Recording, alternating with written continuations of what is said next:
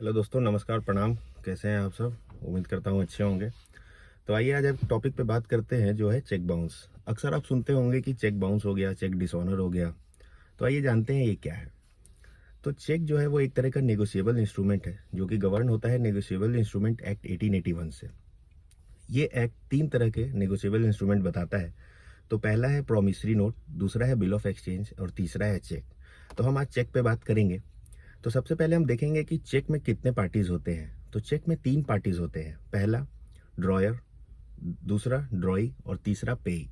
Dryer जो होता है वो जो चेक इशू करता है उसे हम ड्रॉयर कहते हैं। जो ड्रॉई है वो आपका बैंक हो गया जो आपको पैसा देगा। और जो पेई है जिसको पैसा मिलना है, जिसको पेमेंट मिलनी है, उसे हम पेई कहते हैं। तो इसके बाद हम देखेंगे कि एक सेक्शन है, सेक्शन 138 नेगोशिएबल इंस्ट्रूमेंट का। वो हमें बताता है कि चेक बाउंस जो है वो एक तरीके का ऑफेंस है। और ये कब ऑफेंस बनता है हम आगे वीडियो में जानेंगे। देखिए, चेक बाउंस हम देखेंगे कि क्यों होता है, what are the reasons for cheque bounce. तो उसमें सबसे पहला है कि इनसफिशियंसी ऑफ फंड्स के कारण। अगर आपके अकाउंट में पैसे नहीं है और आपने किसी को चेक दे दिया, सपोज करिए कि आपके अकाउंट में 20,000 है और आपने किसी को 30,000 का चेक काट के दे दिया, तो वो बाउंस कर जाएगा। तो एक रीज़न ये है।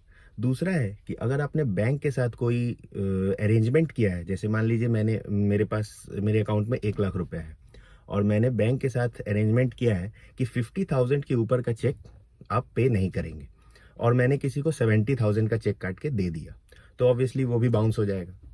और भी कई सारे रीजंस हैं, जैसे कि सिग्नेचर मिसमैच हो जाता है कभी, तो नहीं चेक बाउंस हो जाता है। फिर जैसे आपका ओवर राइटिंग है, किसी चीज़ पे, चेक बुक पे ओवर राइटिंग है तो चेक बाउंस हो जाता है। जो मिसमैच ऑफ डिजिट्स और जो वर्ड्स होते हैं उसमें, जैसे आप चेक पे देखेंगे कि वर्ड्स में भी अमाउंट लिखते हैं और डिजिट में भी लिखते हैं, तो अगर वो मिसमैच हो गया तब भी चेक बाउंस हो जाता है। तो ये सब कई अलग प्रकार के रीजंस हैं जिसके कारण चेक बाउंस हो जाता है। तो चेक जब बाउंस हो जाता है तो क्या ये चेक बाउंस होना ही एक ऑफेंस है? तो इसका जवाब है कि नहीं, चेक बाउंस होना ही एक ऑफेंस नहीं है। सेक्शन 138 चेक बाउंस का पनिशमेंट देता है, जो कि इसे एक ऑफेंस बताता है, और इसका पनिशमेंट इसमें दिया हुआ है जो है up to 2 years and with fine. And the fine amount is twice the amount of the cheque, और विथ बोथ, दोनों पनिशमेंट मिल सकता है। तो जैसे ही चेक बाउंस होता है तो हम देखेंगे कि अब क्या होना चाहिए। देखिए, चेक की जो वैलिडिटी होती है वो 3 मंथ्स की होती है। पहले ये 6 मंथ्स था, बाद में आरबीआई ने इसे 3 मंथ्स कर दिया। तो अब सपोज करिए कि चेक बाउंस हो गया।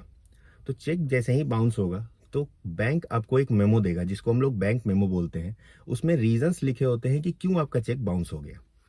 तो वो बैंक मेमो आपको जब मिलेगा, उसके बाद आपके पास 30 दिन का समय होता है, मतलब 1 मंथ का समय होता है, कि आप जो ड्रॉयर है उसको आप नोटिस भेजेंगे 1 मंथ के अंदर। जिस दिन से आपने नोटिस उसे भेजा उस दिन से आप उसे 15 दिन का समय देंगे। उस 15 दिनों में आप अपना पेमेंट डिमांड करेंगे कि मुझे पेमेंट दे दीजिए। अगर उन 15 दिनों के बाद भी अगर आपका पेमेंट नहीं आता है, वो फेलियर हो जाता है, तब आपके पास फिर 30 दिन का समय है कि आप केस कंप्लेंट कर सकते हैं। तो इसका जो कंप्लेंट होगा वो जुडिशियल मजिस्ट्रेट के पास होगा या फिर मेट्रोपॉलिटन मजिस्ट्रेट के पास होगा। तो आप जब ये कंप्लेंट करेंगे जुडिशियल मजिस्ट्रेट के पास, तो वो इस कंप्लेंट को रिसीव करेंगे, फिर उस पर कॉग्निजेंस लेंगे और समन इशू होगा। इस समन में ये मैंडेटरी लिखा होना चाहिए कि ये कंपाउंडेबल ऑफेंस है।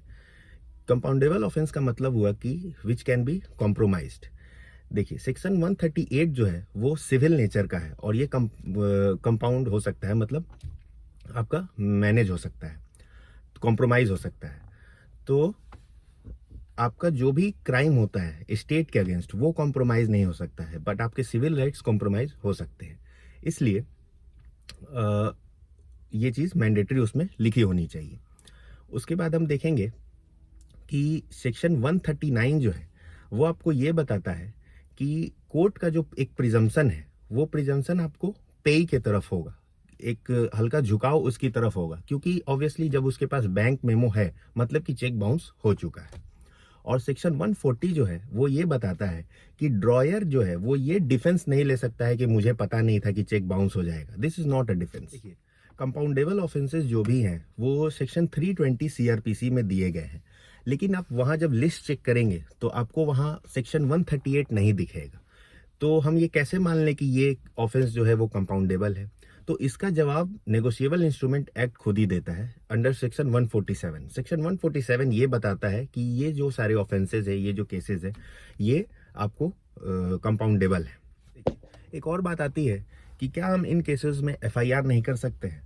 तो देखिए सेक्शन 138 जो है, आपको मैंने पहले भी बताया कि वो सिविल नेचर का है। तो सिविल केसेस में आप एफआईआर ऐसे नहीं कर सकते हैं, लेकिन इसका एफआईआर सेक्शन 420 सीआरपीसी और 406 सीआरपीसी में हो सकता है।